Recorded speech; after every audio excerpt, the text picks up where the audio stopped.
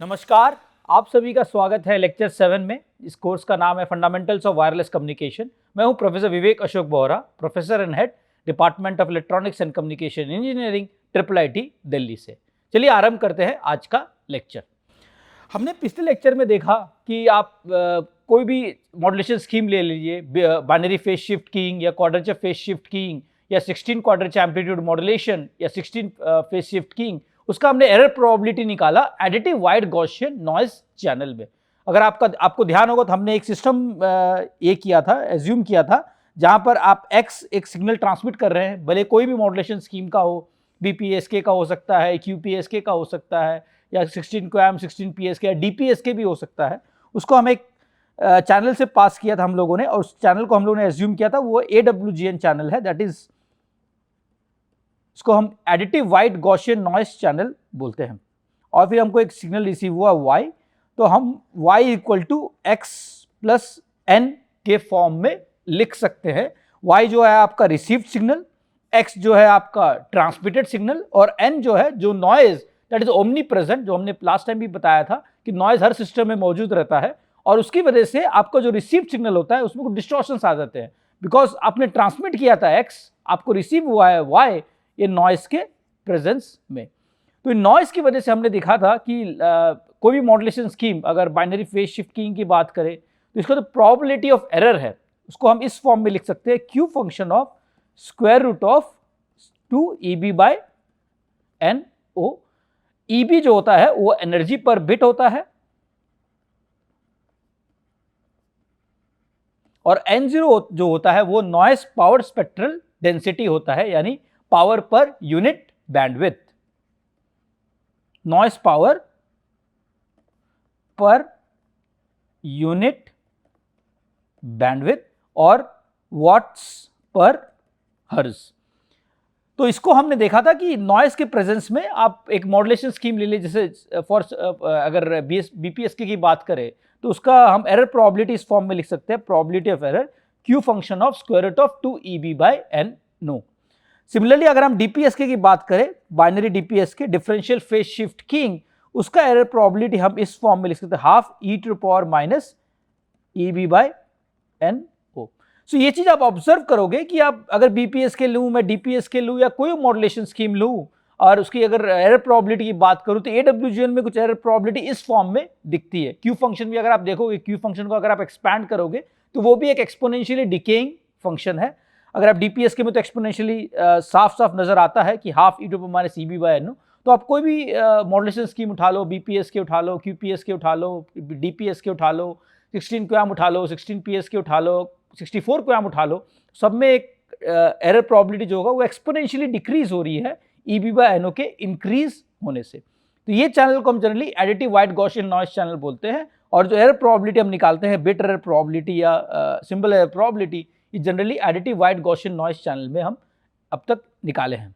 तो अब आगे बढ़ेंगे, हम देखेंगे कि अगर AWGN चैनल की जगह अगर कोई फेडिंग चैनल आ जाए, मतलब AWGN के चैनल के अलावा अगर फीडिंग चैनल आ जाए तो एरर प्रोबेबिलिटी में कैसे इंपैक्ट पड़ता है। तो हमने फिर से वही करेंगे, हम ट्रांसमिट कर रहे हैं x और रिसीव कर रहे हैं y, तो इसमें अब क्या होगा, एक मल्टीप्लिकेटिव स्टोकेस्टिक रैंडम वेरिएबल। अगर आपको याद होगा तो हमने पढ़ा था कि वायरलेस चैनल जो होता है वो एक मल्टीप्लिकेटिव स्टोकेस्टिक रैंडम वेरिएबल के फॉर्म में हम उसे लिख सकते हैं। तो अगर हम ट्रांसमिट कर रहे हैं x, तो पहला जो कंपोनेंट आएगा वो होगा h, ये इससे मल्टीप्लाई होगा, और उसके बाद जो होगा आपको रिसीव होगा, उसके बाद आएगा नॉइस, AWGN नॉइस रिसीवर पे,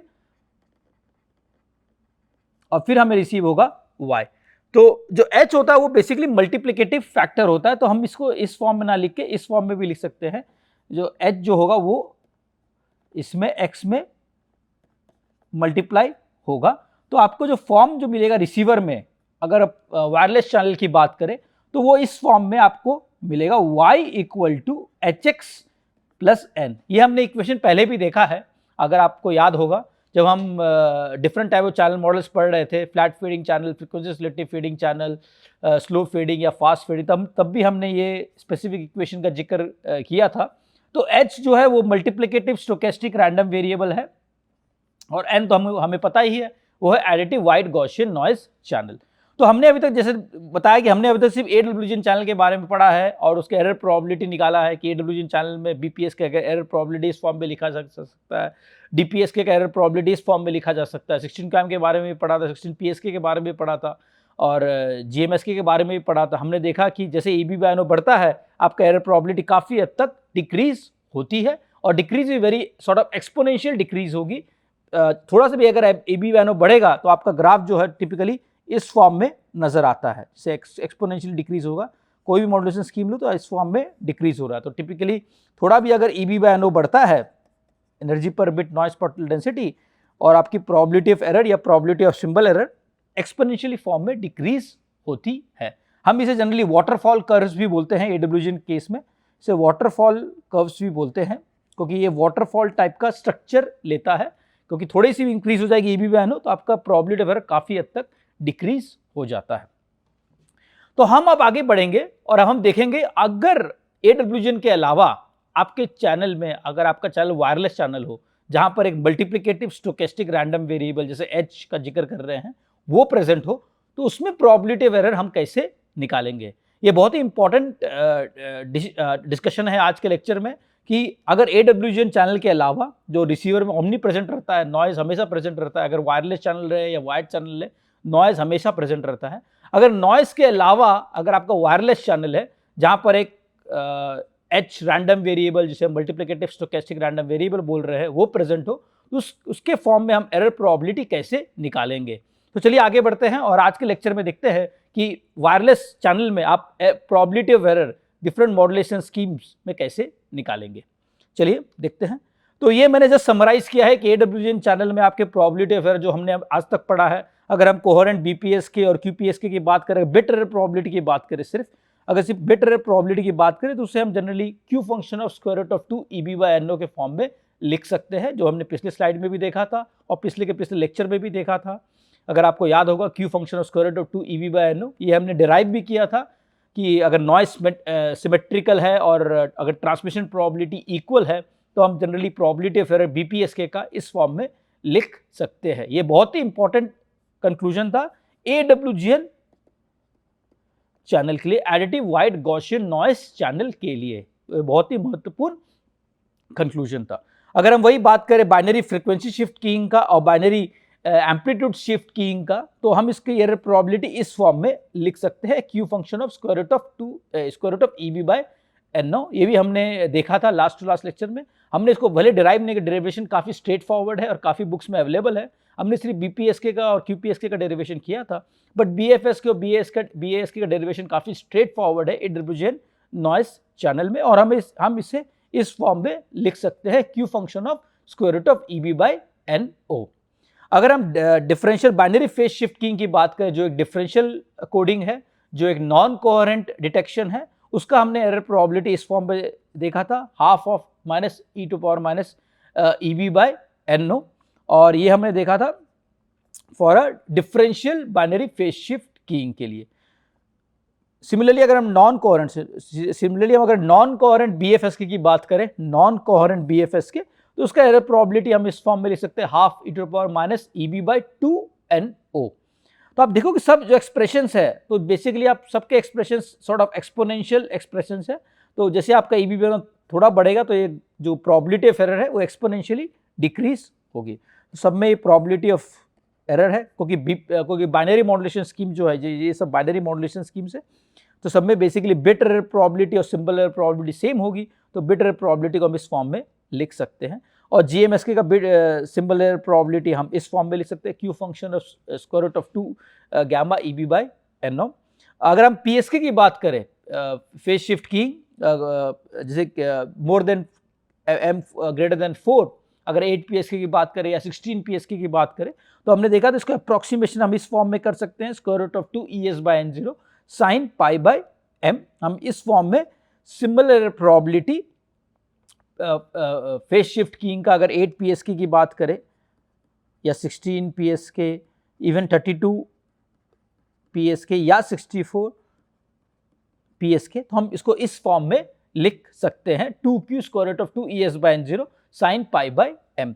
और वैसे ही हम क्वैम की अगर बात करें, क्वाड्रेचर एम्पलीट्यूड मॉड्यूलेशन, जहां हम इन फेज और क्वाड्रेचर दोनों एक्सिस को यूज करते हैं ट्रांसमिशन के लिए, दैट इज 2 डायमेंशन ट्रांसमिशन, और उसके अलावा हम इसमें 2 डिग्रीज ऑफ फ्रीडम भी ये करते हैं ताकि इसमें फेस के साथ साथ या कोसाइन और साइन के साथ साथ आप एम्पलीट्यूड भी मॉड्यूलेट कर रहे हैं कैरियर वेव का। तो इसमें आप 2 डिग्रीज ऑफ फ्रीडम यूज करते हैं क्वाड्रेचर एम्पलीट्यूड मॉड्यूलेशन का, और उसका सिंबल है प्रोबेबिलिटी भी हमने लास्ट लेक्चर में देखा था, हम इस फॉर्म में उसे लिख सकते हैं। सिंबल है probability for m greater than 4 को इस फॉर्म में अप्रोक्सीमेट कर सकते हैं।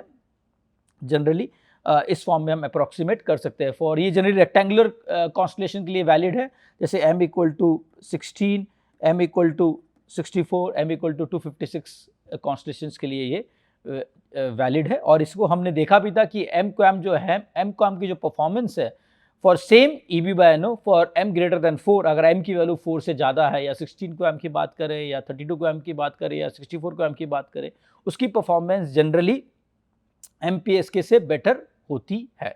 तो ये हमने लास्ट टाइम भी देखा था, और इसलिए इस तरह से हमने डिफरेंट सिंबल एरर प्रोबेबिलिटी या bit error probability different modulation schemes के लिए हमने डिराइव की थी, या तो हमने देखा था basically different probability of error different modulation schemes के। बट ये चीज़ आप गौर कीजिएगा कि हमने सिर्फ AWGN चैनल के बारे में पढ़ा था, क्योंकि हमने पढ़ा था कि इसी पे रिसीवर में एक नॉइस है, और नॉइस के प्रेजेंस में आप बिट एरर प्रोबेबिलिटी या सिंबल एरर प्रोबेबिलिटी किस तरह से निकाल सकते हैं डिफरेंट मॉड्यूलेशन स्कीम के लिए। तो ये हमने बहुत डिटेल में पढ़ा है। तो अब आगे बढ़ते हैं। अब हम देखते हैं कि अगर नॉइस के अलावा, जैसे मैंने बताया, अगर वायरलेस चैनल है और उसकी वजह से एक फेडिंग कंपोनेंट अगर आ रहा है, जैसे एच जो है वो एटेन्युएशन एंड फेज शिफ्ट जो हमने पढ़ा था, स्मॉल स्केल फेडिंग, वो कंपोनेंट अगर आ रहा है, उसकी वजह से आपके सिंबल एरर प्रोबेबिलिटी में या बिट एरर प्रोबेबिलिटी में किस तरह का फर्क पड़ेगा, तो वो हम देखेंगे अब नेक्स्ट स्लाइड में। तो ये बहुत ही महत्वपूर्ण स्लाइड है। तो हम एज्यूम कर रहे हैं फर्स्ट ऑफ ऑल कि आपका जो चैनल है, हमने डिफरेंट टाइप ऑफ चैनल्स पढ़ा था, slow fading channel, fast fading channel, frequency selective fading channel and frequency flat channel. तो हमने 4 डिफरेंट टाइप का चैनल पढ़ा था, आपको याद होगा। हमने पढ़ा था स्लो, फास्ट, ये बेसिकली आपका डिफाइन करता है आपके बेसिकली वेदर आपका वेलोसिटी कितनी, आप कितनी तेजी से जा रहे हो, आपके डॉपलर स्प्रेड क्या है, उसके बेसिस पे आप स्लो और फास्ट को डिफाइन किया था हम लोगों ने। और फिर हमने पढ़ा था फ्लैट फेडिंग और frequency selective fading. Flat fading और फ्रीक्वेंसी सिलेक्टिव फेडिंग बेसिकली आपका डिले स्प्रेड पर डिपेंड करता है। अगर डिले स्प्रेड आपका बहुत ज़्यादा है सिंबल पीरियड के मुकाबले, तो जनरली वो फ्रीक्वेंसी सिलेक्टिव फेडिंग होती है, और आपकी डिले स्प्रेड अगर सिंबल पीरियड के मुकाबले काफ़ी कम है, तो जनरली हम उसे फ्लैट फेडिंग कहते हैं। तो बेसिकली ये 4 टाइप का चैनल हमने पढ़ा था स्मॉल स्केल फेडिंग में। तो राइट नाउ हम जो एज्यूम कर रहे हैं, स्लो फ्लैट फेडिंग चैनल। इसका मतलब ये है कि आपका जो सिंबल पीरियड है वो आपके डिले स्प्रेड से काफ़ी ज़्यादा बड़ा है। तो इसका मतलब ये होता है आपके जो इंटर सिंबल इंटरफ्रेंसेस है वो नेग्लिजिबल है, वो है नहीं। बेसिकली हमने पहला असम्पशन ये लिया है कि ये बेसिकली फ्लैट फेडिंग चैनल है, जहां पर आपका जो सिंबल पीरियड है वो जो डिले स्प्रेड है सिग्मा टी, इसमें हम सिग्मा टी की डिनोट कर रहे हैं, वो जो है सिंबल पीरियड आपका सिग्मा टी से काफ़ी ज़्यादा बड़ा है। इसकी वजह से आपका जो चैनल है वो है फ्लैट फेडिंग चैनल है, इसमें कोई इंटर सिंबल इंटरफ्रेंसेस नहीं है। जो भी मल्टीपाथ कंपोनेंट्स है वो एक ही बिन में आएंगे और आपके सेम सिंबल पे ही इम्पैक्ट करते हैं। तो आपको जो एक करंट सिंबल है वो नेक्स्ट सिंबल पे कोई उसका इंटरफ्रेंस नहीं होगा। इसका मतलब इसमें कोई इंटर सिंबल इंटरफ्रेंस नहीं है। और दूसरा एजम्पशन हम जो ले रहे हैं, ये एक स्लो चैनल है। स्लो मतलब आपका जो कोहेरेंस टाइम है वो काफ़ी बड़ा है as compare to symbol period. इसकी वजह से आपका चैनल मोर और लेस कोहेरेंस टाइम में स्टैटिक नज़र आता है और वेरिएशन बहुत कम है, नेग्लिजिबल है। तो बेसिकली ये आप एज्यूम कीजिएगा ये एक स्लो चैनल है और एक ये फ्लैट फेडिंग चैनल है। इसकी वजह से जो आपके मल्टीपाथ कंपोनेंट्स है वो सेम बिन में आएंगे और उसमें कोई इंटर सिंबल इंटरफ्रेंस नहीं होगा। और ये स्लो फेडिंग चैनल है, यानी तो टाइम वेरिएशंस होंगे चैनल में वो नहीं है, नेग्लिजिबल के बराबर है। तो इसकी वजह से हम इसको इस फॉर्म में जो रिसीव सिग्नल, लो पास इक्विवेलेंट रिसीव सिग्नल जो हमने पढ़ा था, आपको याद होगा, उसको हम इस फॉर्म में लिख सकते हैं। v of t will be equal to h of t u of t plus n of t।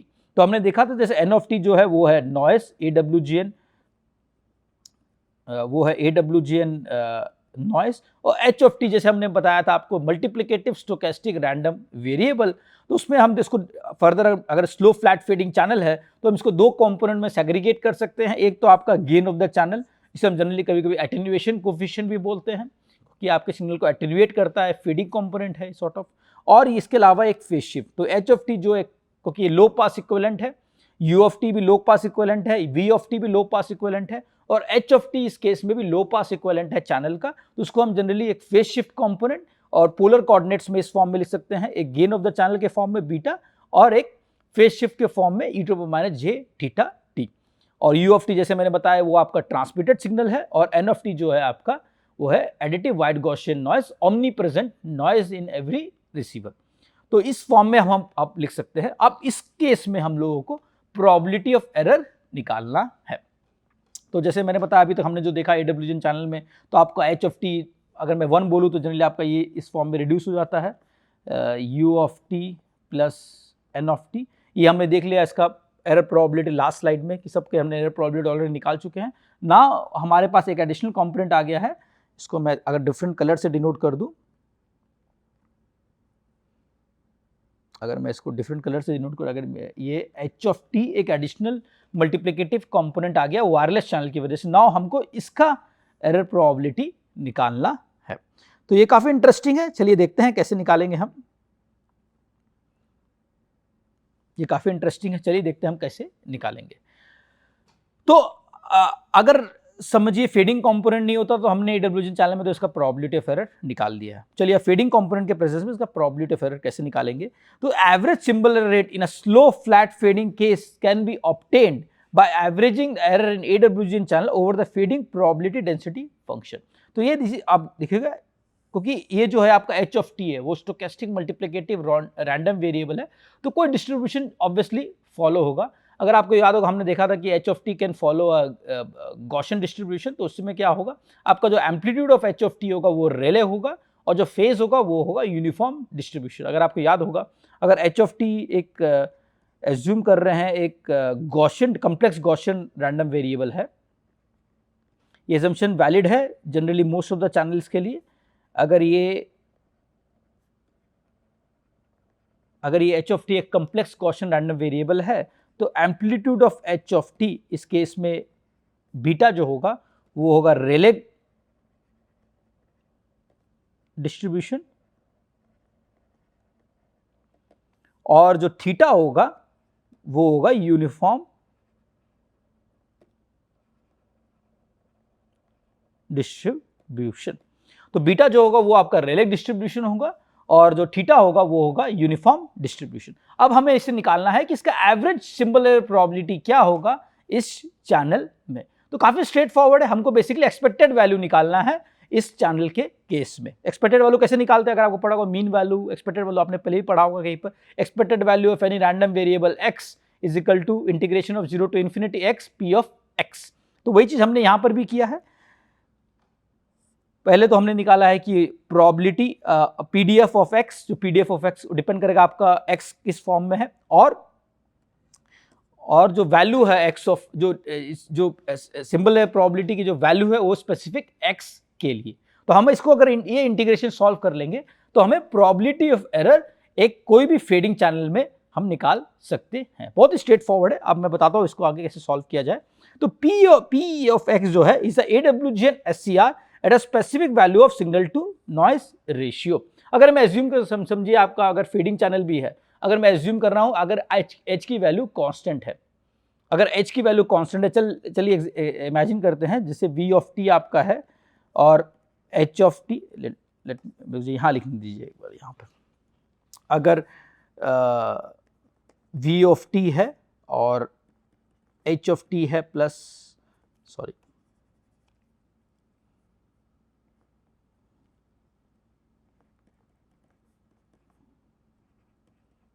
अगर एच ऑफ टी को मैं एक कांस्टेंट समझिए, कोई भी कांस्टेंट, अगर सिर्फ चलिए बीटा ही डिनोट कर लेता हूं उसको, एक कांस्टेंट वैल्यू है जो कभी चेंज नहीं होता है, कोई फेडिंग है ही नहीं, तो बीटा एक कांस्टेंट वैल्यू, कोई भी वैल्यू है 0.5 या 0.1 हमेशा कांस्टेंट रहती है, वो फेडिंग है नहीं। तो उसमें बेसिकली अगर आपका एसएनआर निकालूंगा मैं, तो एसएनआर बहुत स्ट्रेट फॉरवर्ड हो जाएगा इस केस में, symbol noise spectral density into beta square.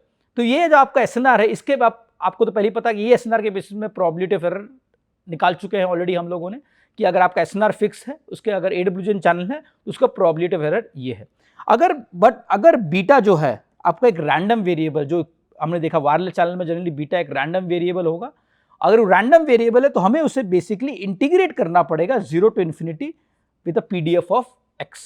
तो इस केस में वही हो रहा है, क्योंकि आपका जो बीटा है वो एक रैंडम वेरिएबल है, क्योंकि बीटा आपका अगर रैंडम वेरिएबल है तो जो आपका SNR होगा उसकी भी कोई फिक्स वैल्यू नहीं होगी, वो भी एक रैंडमली वेरी होगा, और उसका सिंस वो भी एक रैंडमली वेरी हो रहा है, तो हमें उससे अगर प्रोबेबिलिटी ऑफ एरर निकालना है तो हमें बेसिकली वो जो probability of error for any values of beta, कोई एक फिक्स वैल्यू ऑफ बीटा को इंटीग्रेट करना पड़ेगा for different values of beta. तो हम जो अगर बीटा के डिफरेंट वैल्यूज के साथ इंटीग्रेट करेंगे 0 to infinity में, तो हमें एवरेज SCR निकल जाएगा फॉर एनी फेडिंग चैनल। तो ये बहुत सिंपल तरीका है प्रोबेबिलिटी ऑफ एरर निकालने का for any specific fading channel.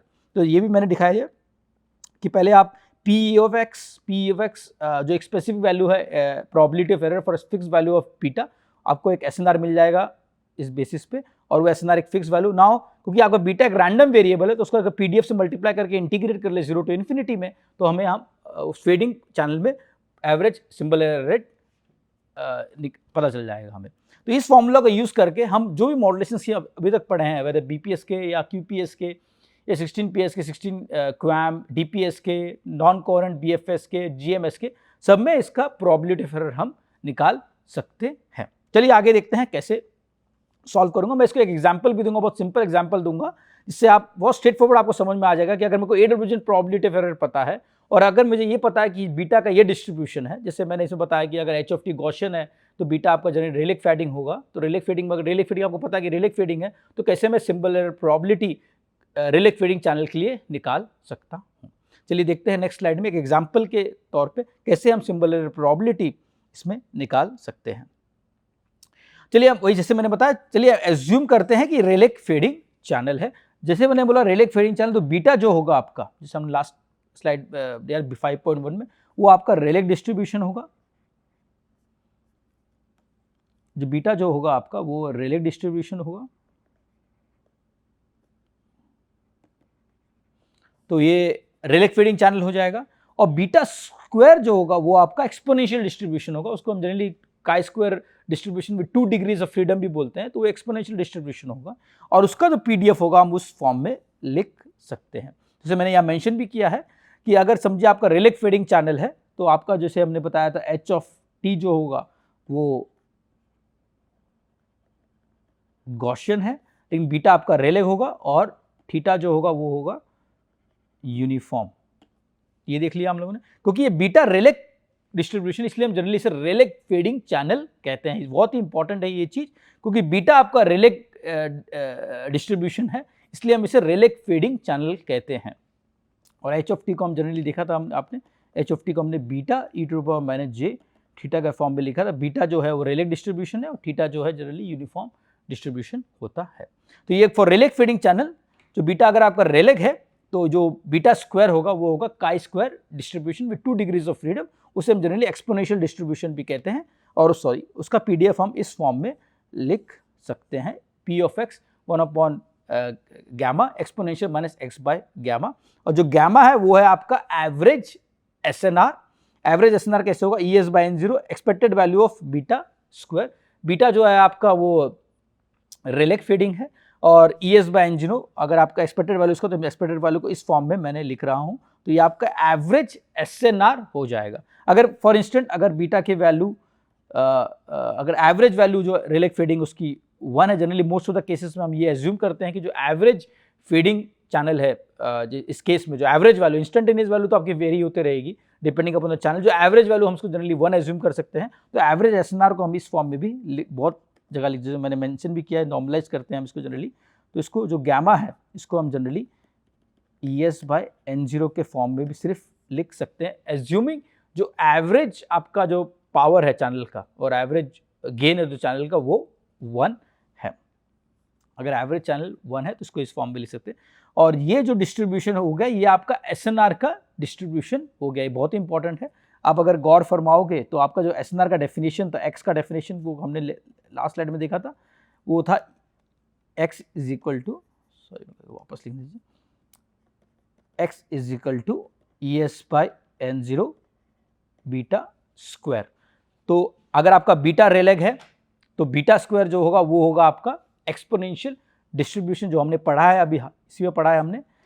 ये सिंस ये एक्सपोनेंशियल डिस्ट्रीब्यूशन हो जाएगा तो एक्स भी जो है वो भी आपका एक्सपोनेंशियल डिस्ट्रीब्यूशन हो जाएगा, यानी जो आपका एसएनआर है वो भी एक chi square distribution with 2 degrees of freedom, यानी एक्सपोनेंशियली वेरी हो रहा है। और उसका पीडीएफ जो होगा एसएनआर का, this is the PDF of SNR. SNR का जो पीडीएफ होगा आपका for slow flat fading channel में एज्यूमिंग अ रेलेग फेडिंग, इसको हम इस फॉर्म में लिख सकते हैं। ये बहुत ही इंपॉर्टेंट है, मैं वापस से दोहरा रहा हूं मैं क्या बोल रहा हूं कि अगर आपका चैनल रेलेग फेडिंग चैनल है, अगर आपका चैनल रेलेग फेडिंग चैनल है तो बीटा, इसका मतलब जो चैनल गेन है या चैनल एटेन्यूएशन है या चैनल फीडिंग है वो एक रेलेग डिस्ट्रीब्यूशन है, क्योंकि वो एक रेलेग डिस्ट्रीब्यूशन है। उसकी जो पावर है, अगर बीटा स्क्वायर की बात करूं तो वो एक chi square distribution with 2 degrees of freedom, जिससे हम जनरली एक्सपोनेंशियल डिस्ट्रीब्यूशन के नाम से जानते हैं, वो बन जाएगा। क्योंकि वो एक्सपोनेंशियल डिस्ट्रीब्यूशन बन गया क्योंकि एसएनआर जो है आपका E S by beta square है, क्योंकि तब आपका एसएनआर भी जो है वो भी एक एक्सपोनेंशियल डिस्ट्रीब्यूटेड रैंडम वेरिएबल बन जाएगा। ये बहुत ही इंपॉर्टेंट है। अगर कोई फेडिंग नहीं होता था तो बहुत सिंपल था, आपका एसएनआर एक जो वैल्यू थी वो E S by N zero होती थी, उसमें कोई फेडिंग पैरामीटर नहीं होता और आपका average SNR was equal to the AWGN SNR. Since आपका फेडिंग की वजह से आपकी एसएनआर में फ्लक्चुएशन आ रही है, क्योंकि आपकी बीटा वेरी हो रही है फेडिंग की वजह से, और बीटा जो है रेलेग फेडिंग है, बीटा स्क्वायर जो है एक्सपोनेंशियल डिस्ट्रीब्यूशन है, उसके वजह से आपका एसएनआर भी एक रैंडम वेरिएबल बन गया है जो एक्सपोनेंशियल डिस्ट्रीब्यूटेड रैंडम वेरिएबल है। और उसका पीडीएफ जो है, उसका जो पीडीएफ है हम उस फॉर्म में लिख सकते हैं।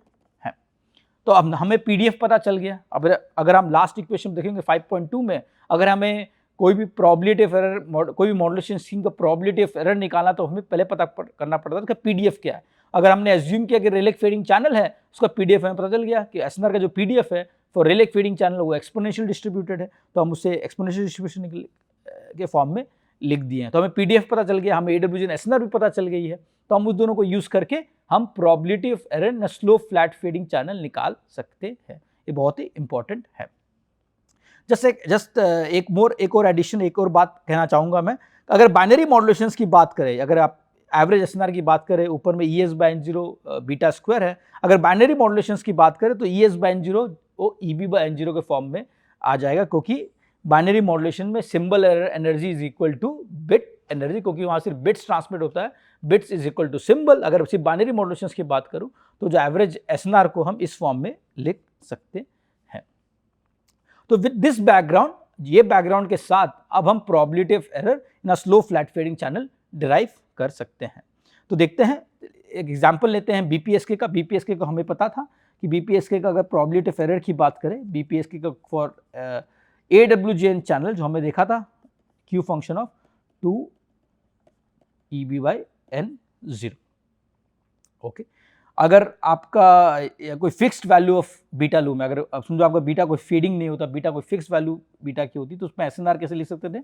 उसका एसएनआर को हम इस फॉर्म में लिख सकते, जैसे हमने देखा EB by N zero beta square.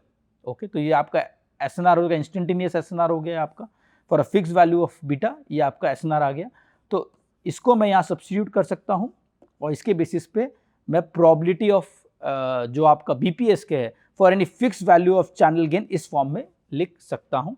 बहुत सिंपल है, Q function of square root 2 beta square EB by N, beta square क्योंकि यहाँ पर एक चैनल गेन है, क्योंकि आपका जो H है वो मल्टीप्लाई हो रहा था X से, तो वो जो चैनल गेन है उसकी वजह से इसमें एसएनआर में beta square EB by N zero आ जाएगा, जो हमने यहाँ पर भी लिखा है। तो ये तो इस फॉर्म में आ गया Q function of square root of 2 by into x. X जो है वो हमने ऑलरेडी देख चुके हैं, x beta square EB by N naught है। तो हमें probability of error in AWGN channel पता चल गई। अब हमें निकालना है probability of error in a fading channel. Probability of error of BPSK in a fading channel, हम ये फॉर्मूला जो हमने 5.2 में पढ़ा था वो यूज करके probability of error in a fading channel निकाल सकते हैं। तो 0 to infinity probability of error in a fixed value of SNR, जैसे हमने यहाँ ऑलरेडी देखा है, for a fixed value of SNR probability of error 5.14 में ये है, और पी ऑफ एक्स अगर मैं रेलिक फेडिंग एज्यूम कर रहा हूँ तो वो एक्सपोनेंशियल डिस्ट्रीब्यूशन होगा, जो हमने ऑलरेडी 5.3 में पढ़ा है, 5.3 में ऑलरेडी पढ़ा है। तो अगर मैं Q function of 2 of X जो यहाँ से मिला मेरे को 5.4 से यूज करूंगा, और ये जो वैल्यू है पीडीएफ ऑफ एक्स जो 5.3 में हमने पढ़ा था, तो ये जब मैं दोनों सब्स्टिट्यूट कर दूंगा और उसको जब इंटीग्रेट करूंगा 0 to इन्फिनिटी, तो हमें ये वैल्यू मिल जाएगी। ये बहुत ही इंपॉर्टेंट रिजल्ट है। तो ये रिजल्ट बेसिकली क्या दर्शाता है, मैं बस आपको बताऊंगा इसमें इसका सिग्निफिकेंस क्या है। प्रोबेबिलिटी ऑफ एरर मैंने ऑलरेडी लिख चुका है, AWGN चैनल में बीपीएसके का है वो है क्यू फंक्शन ऑफ 2EB/NO। यहाँ पर हमने एज्यूम किया है बीटा इक्वल टू 1, क्योंकि आपका जो कोई फेडिंग नहीं है तो आपका जो चैनल गेन है वो कांस्टेंट रहेगा, तो आपका AWGN केस में ये आपका SNR होगा। अगर आपका बीटा कोई फिक्स वैल्यू होता तो यहाँ पर बीटा स्क्वायर आता था 2 बीटा स्क्वायर EB/NO, जो हमने 5.4 में देखा है। लेकिन फेडिंग चैनल में अगर आप देखोगे प्रोबेबिलिटी ऑफ एरर बीपीएसके का, उसको इस फॉर्म में लिखा गया है 1 minus square root of gamma 1 plus gamma, और गैमा जो है वो EB/N0 है। EB/N0 generally EB/N0 beta square average SNR है, और जनरली जैसे मैंने बताया था जनरली हम इस वैल्यू को 1 लेते हैं, बीटा जो स्क्वायर है उसको 1 लेते हैं, तो इसको इस फॉर्म में भी हम लिख सकते हैं। तो ये आ गया, जो पहला एक्सप्रेशन है वो आपका आ गया AWGN चैनल के लिए, और जो दूसरा एक्सप्रेशन है ये आ गया आपका स्लो फ्लैट फेडिंग चैनल के लिए। तो प्रोबेबिलिटी ऑफ एरर बीपीएसके हमने देखा, AWGN के लिए हमने देखा, और ये स्लो फ्लैट फेडिंग चैनल के लिए भी हमने डिराइव कर लिया। बहुत डेरिवेशन आप देखा बहुत ही स्ट्रेट फॉरवर्ड है। आपको एक probability of error in for fix value of beta AWGN में कैसा दिखेगा वो लगाना है, उसके बाद जो बीटा का जो वेरिएशन है प्रोबेबिलिटी डिस्ट्रीब्यूशन फंक्शन है बीटा स्क्वायर का, उसको सब्स्टिट्यूट करना है, क्योंकि बीटा हमने रेलेग एज्यूम किया था, तो जो बीटा स्क्वायर होगा वो एक्सपोनेंशियल डिस्ट्रीब्यूशन होगा, तो एक्सपोनेंशियल डिस्ट्रीब्यूशन ने 5.3 से लगाया, 5.4 में हमने ये लगाया, उसके बेसिस हमने प्रोबेबिलिटी ऑफ एरर ये मॉड्यूलेशन स्कीम के लिए डिराइव कर लिया। सिमिलरली हम कोई भी मॉड्यूलेशन स्कीम ले, जैसे हमने बीपीएसके के लिए डिराइव किया है, अगर मैं डीपीएसके की बात करूँ उसका भी डेरिवेशन हम इसी तरह से कर सकते हैं, 16 का भी डेरिवेशन इस तरह से कर सकते हैं, 16 पीएसके का डेरिवेशन भी इस तरह से कर सकते हैं। हमें बस चेंज क्या करना पड़ेगा, अगर समझे आपने रेलिक फेडिंग में निकालना है आपको, तो बस आपका जो प्रोबेबिलिटी ऑफ एरर जो पहला एक्सप्रेशन है पी ऑफ एक्स, ये बस आपके मॉड्यूलेशन स्कीम के बेसिस पे वेरी होगा। अगर आपको रेलिक फेडिंग में आपको समझे डीपीएसके का निकालना है, तो पी ऑफ एक्स जो होगा वो half e⁻ EB/N0 beta square से आपको सब्स्टिट्यूट करना पड़ेगा। बस जहां आपने ये सब्स्टिट्यूट किया पी ऑफ एक्स सेम रहेगा, क्योंकि आपको वो तो फेडिंग पैरामीटर पे डिपेंड करता है। जहां आपने ये एज्यूम किया है वो एक्सपोनेंशियल डिस्ट्रीब्यूशन है। अगर डीपीएसके का, बस आपको अगर डीपीएसके का निकालना था तो बस आपको ये वजह बाइनरी डीपीएसके के लिए निकालना था, तो आप पी ऑफ एक्स को सब्स्टिट्यूट करोगे, आप बाइनरी डीपीएसके के लिए भी निकाल सकते हो, वो हम नेक्स्ट स्लाइड में भी देखेंगे। तो ये मैंने नेक्स्ट स्लाइड में वही बताया है।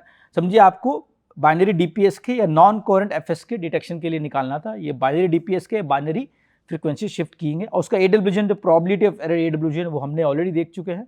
जैसे डीपीएसके के लिए वो है हाफ e⁻EB/NO, और नॉन कोहेरेंट एफएसके के लिए वो हमने ऑलरेडी देखा है हाफ e⁻EB/2NO।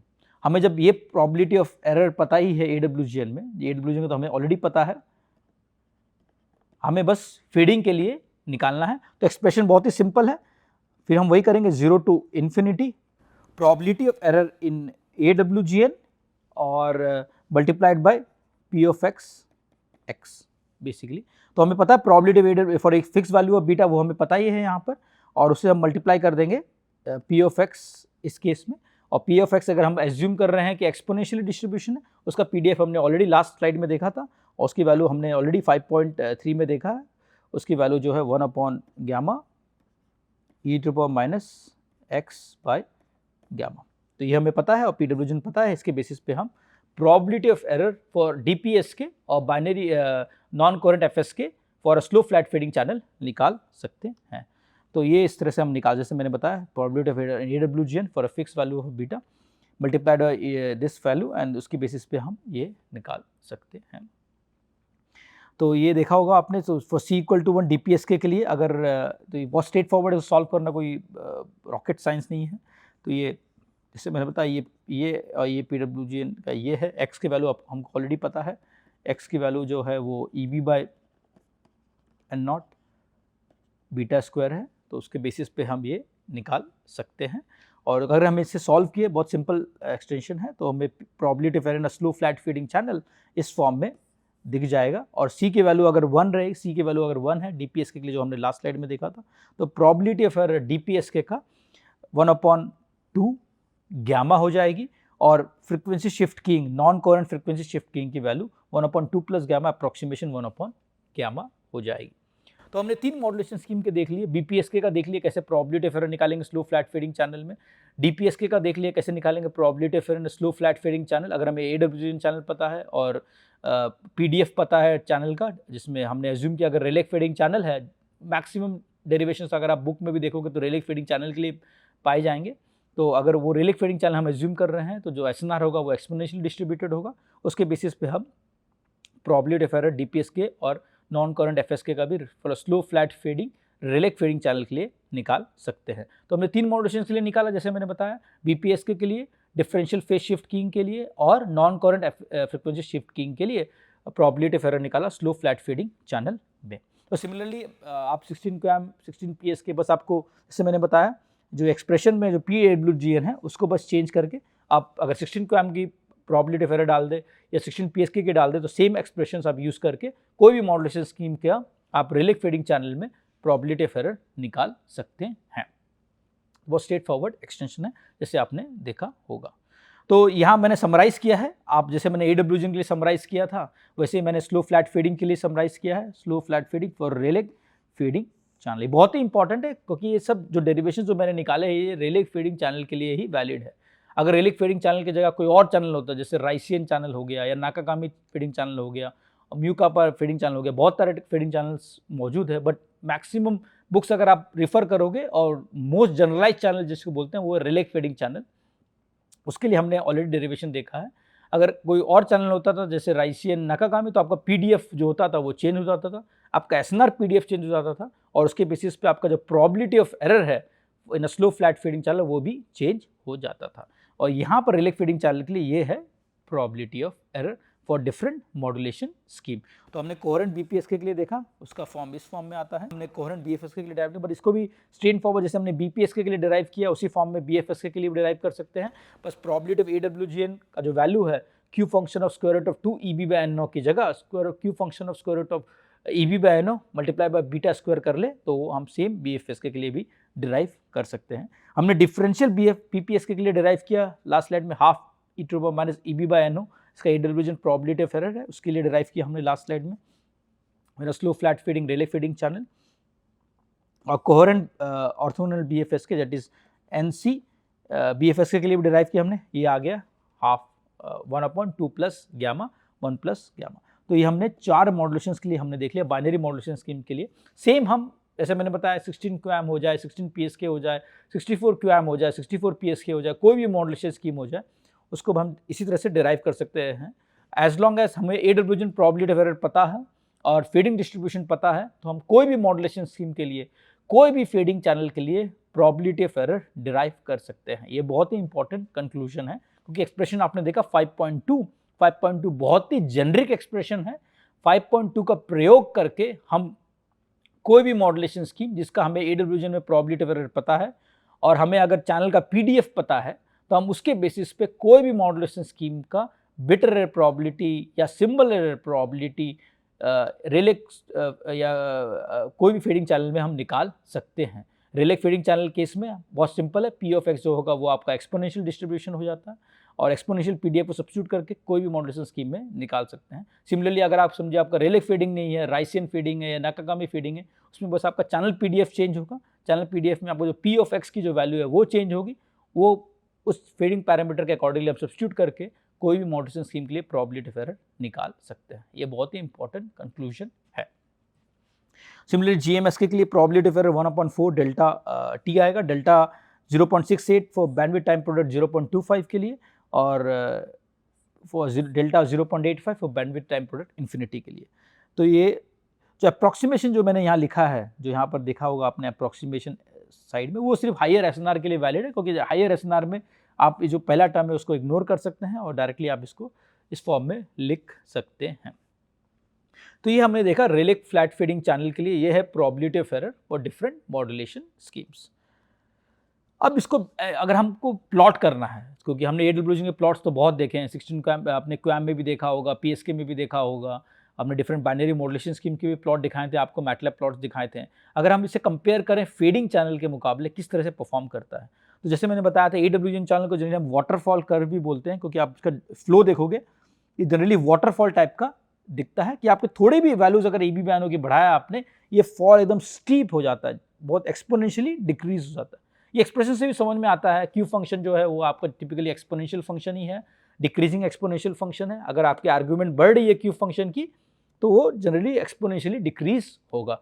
और सिमिलरली अगर डीपीएस की बात करें, 1/2 e to the minus EB by NO, वो भी EB by NO जैसे बढ़ेगा आपका probability of error exponentially decrease होगा। तो एडब्ल्यूजीएन केसेस में अगर आप गौर फरमा रहे हो, उसमें जो भी मॉड्यूलेशन स्कीम ले लो आप, बीपीएस के, क्यूपीएस के, क्वैम, सीएफएस के, नॉन कोरेंट एफएस के, सब में एक्सपोनेंशियली डिक्रीज हो रहा है बिट एरर रेट। तो थोड़ा भी अब EB by NO बढ़ेगा तो प्रोबेबिलिटी ऑफ एरर काफ़ी कम हो जाएगी।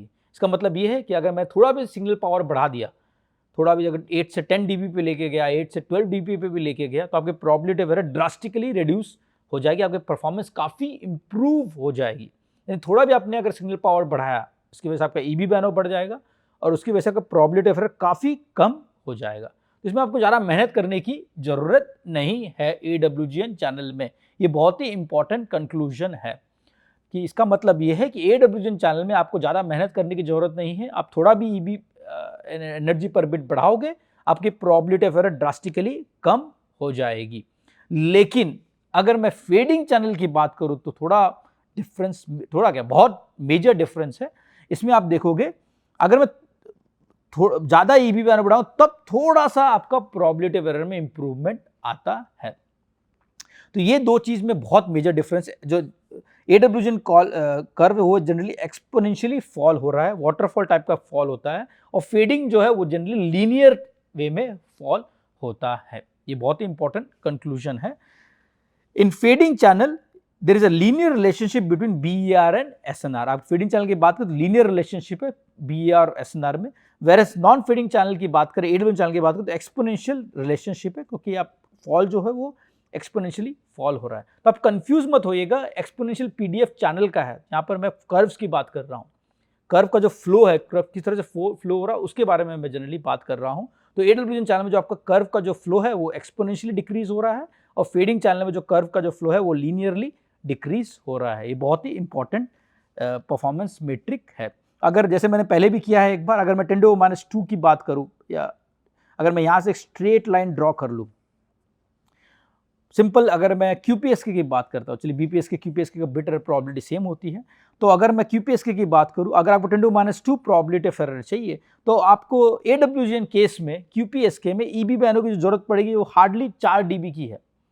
अगर 10⁻² बिट एरर प्रोबेबिलिटी की बात करूँ और QPSK मॉड्यूलेशन की बात करूँ, अगर रेड लाइन आप फॉलो कर रहे हो, तो हमें हार्डली 4 dB के आसपास एडब्ल्यूजीएन केस में EB by NO की जरूरत पड़ेगी। लेकिन वही अगर मैं फीडिंग चैनल की बात करूँ, रेलिक फीडिंग चैनल की बात करूँ, slow flat feeding relic feeding channel की बात करूँ, अगर मैं यहाँ से एक हॉरिजॉन्टल लाइन ड्रॉ कर लूँ तो आपको अराउंड 15 dB की जरूरत पड़ेगी। आप देखो कितना ड्रास्टिक इंक्रीज हो गया है एडब्ल्यूजीएन चैनल के फीडिंग चैनल तक।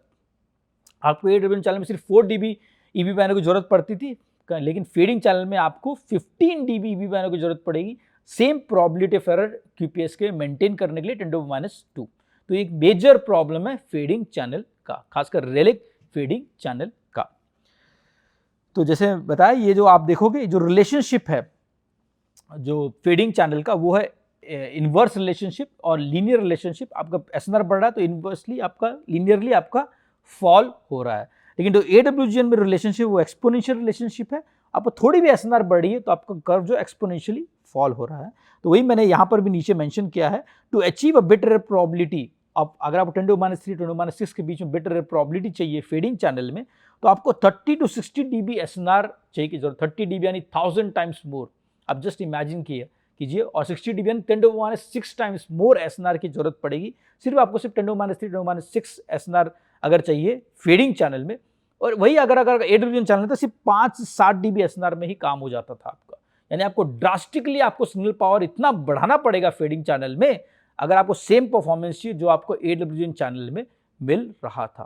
तो ये स्लाइड आपको दर्शाता है कि फेडिंग चैनल किस तरह से एक सिग्नल को हैम्पर करता है, खासकर बिट एरर प्रोबेबिलिटी के मामले में। यानी आपकी बिट डिग्रेडेशन काफ़ी हो जाती है, आपको कुछ ना कुछ रिसीवर में कुछ कंपनसेशन टेक्निक लगानी पड़ेगी ताकि आपकी परफॉर्मेंस इंप्रूव हो फेडिंग चैनल में, और उसे हम जनरली डाइवर्सिटी कहते हैं। उसे हम बाद में कभी नेक्स्ट लेक्चर में पढ़ेंगे। तो हाल फिलहाल में बस इतनी जानकारी आपके लिए काफ़ी है कि फेडिंग चैनल आपके सिग्नल को काफ़ी डिस्टॉर्ट करता है, काफ़ी डिग्रेड करता है, और आपको बहुत ज़्यादा SNR चाहिए अगर आपको सेम परफॉर्मेंस चाहिए जो आपको AWN चैनल में मिल रही थी। चलिए आगे बढ़ते हैं, एक सिंपल न्यूमेरिकल करते हैं पहले तो। If the average SNR for Rayleigh faded DPS K signal is 30 dB, what is the probability of error at the receiver? Also find the probability of an AWN channel if the instantaneous SNR is 30 dB। तो इसमें बताया गया है कि आपको DPS K signal है, binary differential phase shift की, इसका AWN में SNR हमको आपको याद होगा, तो इसका वैल्यू था AWN SNR में हाफ e⁻ EB/NO, और EB/NO आपको दिया हुआ है वो है 30 dB, और आपको इसका प्रोबेबिलिटी ऑफ एरर निकालना AWN चैनल में भी और रेलेक्स स्लो फ्लैट फीडिंग चैनल में भी। तो आपको याद होगा रेलेक्स स्लो फ्लैट फीडिंग चैनल में इसका प्रोबेबिलिटी ऑफ एरर जो हमने देखा था डिफरेंशियल फेज शिफ्ट के लिए हाफ 1 प्लस गैमा या हाफ ये है। तो इसका फीडिंग में इसका जो प्रोबेबिलिटी ऑफ एरर है 1 प्लस गैमा है, और हाइयर SNR के लिए 1/2 गैमा भी हम लिख सकते हो। गैमा जो है आपका नथिंग बट EB/NO है। तो हम जैसे फीडिंग चैनल में आराम से निकाल सकते हैं, तो इसको अगर सब्स्टिट्यूट कर दिए EB में आपको 30 dB यानी 1000 हो गया, क्योंकि आपको लीनियर वैल्यू यूज़ करनी पड़ेगी प्रोबेबिलिटी ऑफ एरर निकालने के लिए। तो 30 dB जो हो गया आपका, इससे इसका मतलब 1000 हो गया। तो ये यहाँ सब्स्टिट्यूट करेंगे हम, आप ये probability of error feeding channel निकल जाएगा, और यहाँ सब्स्टिट्यूट करेंगे तो probability of error AWN channel निकल जाएगा। तो यही आपको पूछा गया है इस न्यूमेरिकल में, ठीक है। तो जैसे एवरेज SNR 30 dB दिया हुआ है, तो फीडिंग चैनल का मैंने बताया आपको हाफ, उसका कैसे हो हाफ 1 फीडिंग चैनल के लिए हाफ 1 प्लस गैमा है।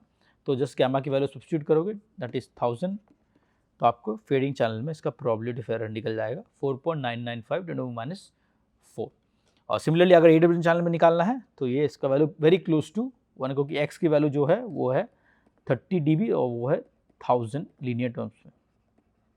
तो ये वैल्यू काफ़ी बड़ी है, इसका वैल्यू काफ़ी, तो आप इसी में से आपको समझ में आ जाता है कि फीडिंग चैनल में आपको 10⁻⁴ मिल रहा है, बट AWN चैनल में आपको कोई एरर प्रोबेबिलिटी की वैल्यू बहुत नेग्लिजिबल पहुंच जाती है, यानी आपकी कोई प्रोबेबिलिटी ऑफ एरर है ही नहीं AWN चैनल में, फीडिंग चैनल में स्टिल आपको 10⁻⁴ है, ठीक है। चलिए एक और एग्जाम्पल देखते हैं।